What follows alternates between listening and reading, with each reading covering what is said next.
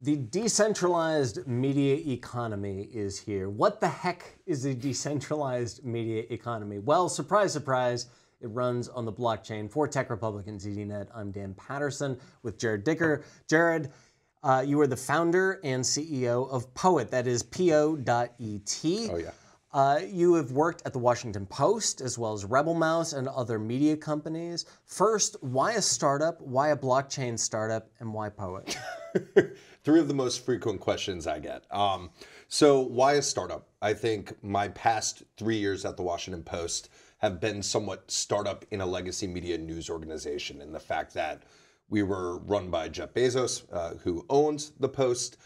It was an amazing time for news, right? And all news media. There was a lot of momentum and excitement behind all the work that we were doing, especially when we took it to the tech side. And one thing that I've always focused on throughout my career was how do we build a better model for the business of media, which is what I found extremely hard to do.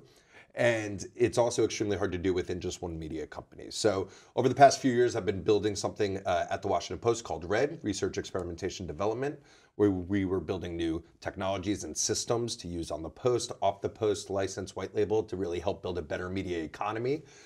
Then I started really understanding not just the technologies behind blockchain, but the philosophies behind them, the idea of consensus and decentralization. Coincidentally, Poet approached me, in terms of going there, becoming the chief executive officer and building the team. We could get into how that all went down, but that's how I ended up here now.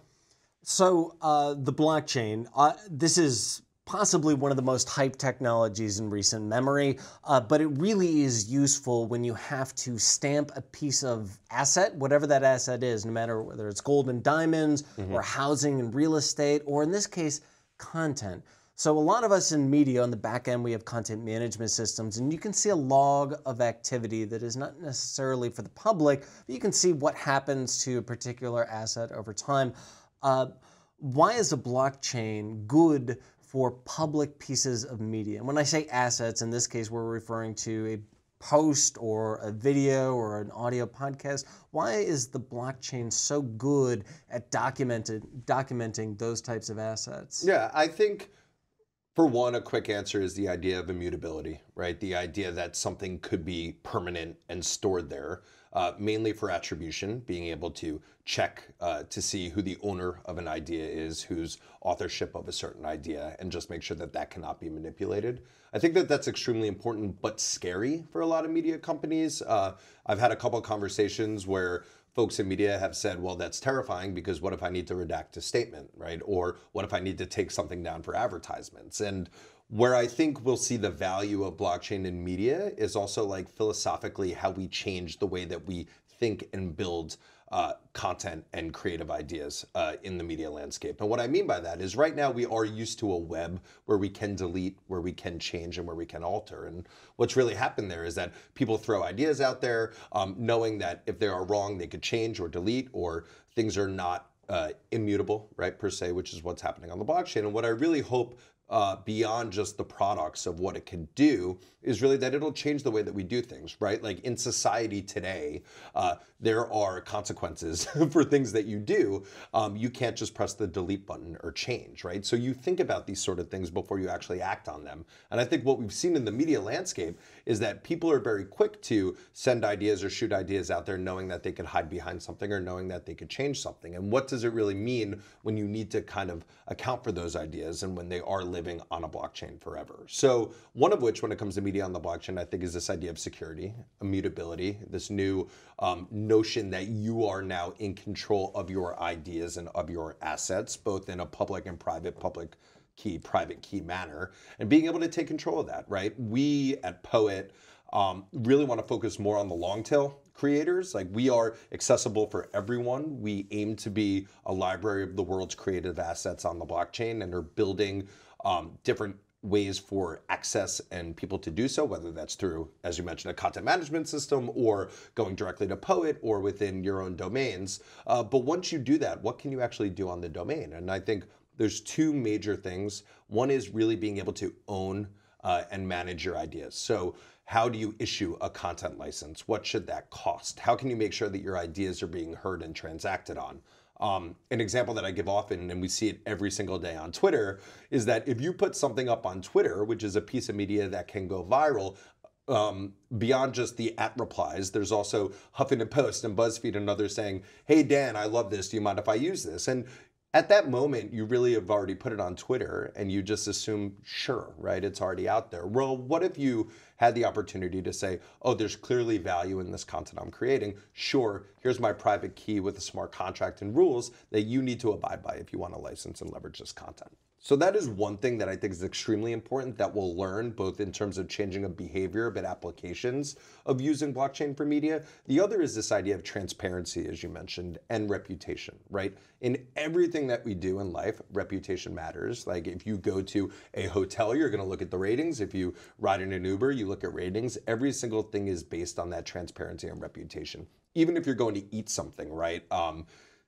Truth could be subjective, information could be subjective, like the same way that you would look at maybe the back of a carton of milk and say, okay, there's a lot of fat, but I'm cool with it. Or you may say, no, like I don't want all that fat. But when it comes to information and transparency, that doesn't really exist. So I think this idea of building reputation for creators, not just to say that this creator tells the truth and this creator doesn't tell the truth, but just give transparency as to the kind of the way that they've navigated to get from A to ownership B. and the attribution. Exactly. And, Exactly. And be able to see, has it been fact checked, right? Who has seen it? Has this person published before? They've taken this picture in Sri Lanka. Are they actually in Sri Lanka, right? Or are they in New Jersey? So I think that sort of information really is applicable, especially nowadays when it comes to deep fakes and people putting information out there, to really just give more exposure and transparency to the end consumer so that they can make decisions on their own based on what they're consuming. Yeah, so the obvious use cases could be, say, iStock photo and allowing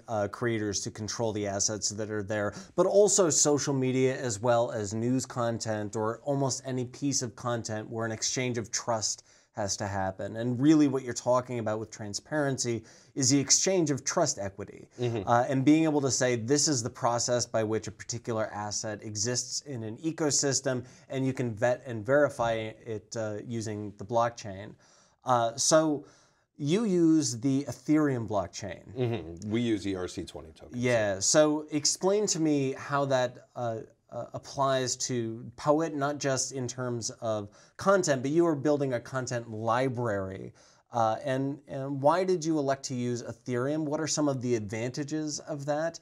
And is this the next emerging hot blockchain? So I want to back up and just make it clear. We stamp on the Bitcoin blockchain because it's the most secure blockchain. We leverage Ethereum for ERC20 tokens because Poet is a token dynamic type model, in that to build reputation, we need to build incentive systems, and that's why the Poet token exists, to help fuel and challenge the marketplace in order to get the best content up and the worst content down.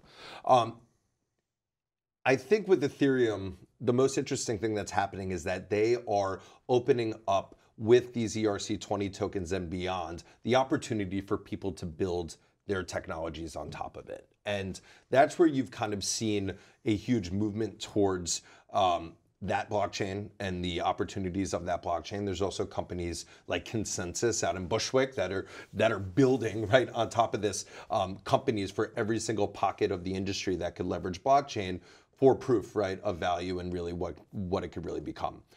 That is definitely happening, to answer your question. Like, that trend is moving and there's a lot of accessibility there. Now, that being said, we're way off, right, from building scalable blockchain solutions when it comes to enterprise and conversations that we would have had 3 years ago when I was at the Washington Post and talking about technologies built there. So that is somewhat exciting, because I don't believe that we are dead set on one blockchain for anything. Poet's ambitions and the partnerships that we have and others that are building on top of the work that we're doing are kind of opening up the same opportunity. Look, Poet is building a protocol that is helping build reputation on the web. And if you want to help leverage that to help build reputation within your applications, then you should build on Poet.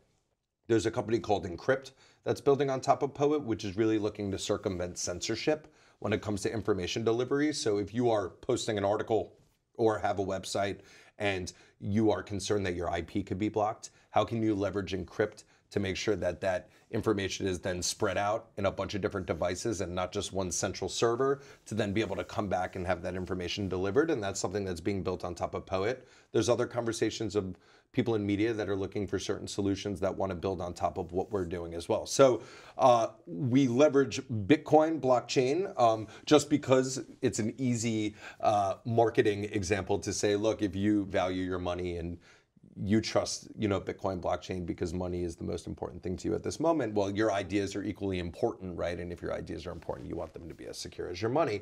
But there are opportunities for us to port to either. There's opportunities for us to mimic or build our own. I think it's still early days, but the biggest thing that we're looking to do now is influence a space that could benefit from new thinking, right? The business of media, really trying to figure out how to strengthen media companies, how to allow them to evolve, how can we give power back to creators, right? How do we give velocity to independent thought and a platform where people could drive revenue and earn what they should earn based off their ideas? An analogy, I hate sports analogies, but an analogy that I love sports analogies. So here we go. They simplify things. And hopefully the audience does as well. But the way that free agency works in sports, right, does not really exist when it comes to media or content. So each writer is somewhat valued the same. I mean, we look at certain nuances like Twitter followers or tenure, right, or work that they've completed. But in sports, you have this opportunity where every single quarterback is rated, right, in front of the public based on their skill set, based on their salaries, based on all these different set of criteria. In media, that really doesn't exist, right? So what if we can build these sort of valuations and services to set up so that we can actually pinpoint the value of content and the value of media that everyone is creating, which personally I believe is extremely undervalued right now, and I'm sure you agree as well, and anyone who works in this space constantly is telling people that content costs money. Content is valuable. It costs a lot to create great content. If you want good content, you need to pay for it. But I think what we need to do is start proving these things. And in order to prove these things, we need to set up dynamics and platforms in order to do so. And that's kind of what we're doing here.